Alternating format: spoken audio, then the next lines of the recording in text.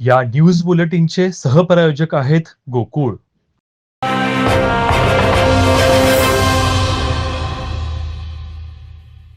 ज्योतिबा डोंगरावर असलेल्या टोलनाक्यावर गाडी पार्किंग कर आणि प्रवासी यात्रा कर मागितल्याबद्दल देवस्थान समितीच्या 2 कर्मचाऱ्यांना बेदम मारहाण करण्यात आली. मुंबई पोलीस दलातील पोलिसांकडून कर मागितल्याच्या रागातून ही घटना घडली आहे. पन्हाळा तालुक्यातील पोलिसांकडून मारहाणीची ही आजची दुसरी घटना आहे. प्रवासी मिनी ट्रॅव्हल्स मधून मुंबईहून ज्योतिबा दर्शनासाठी शनिवारी आले होते. ही गाडी यमाई मंदिराजवळ असलेल्या टोल नाक्याजवळ आल्यानंतर नाक्यावरील कर्मचाऱ्यांनी त्यांना प्रवासी कर आणि वाहन पार्किंग कराची एकूण 160 रुपयाची मागणी केली.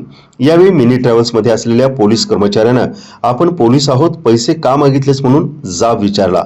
यावेळी कर्मचाऱ्यांनी एकूण 160 रुपये होतात, आपण पोलीस आहात तर किमान वाहन कर 60 रुपये तर द्या असं म्हटल्यावर ट्रॅव्हल्स मधील काही जणांनी गाडीतून उतरून देवस्थानच्या दोन्ही कर्मचाऱ्यांना बेदम मारहाण केली.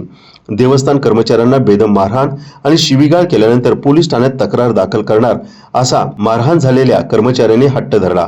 गुन्हा दाखल करणार म्हणताच ट्रॅव्हल्स मधील प्रवाशांकडून मिटवामिटवीचा प्रयत्न झाला. वाद न मिटल्यानं अखेर रात्री हा वाद कोडोली पोलीस ठाण्यात आला, परंतु रात्री उशिरापर्यंत गुन्हा दाखल करण्यात आलेला नव्हता.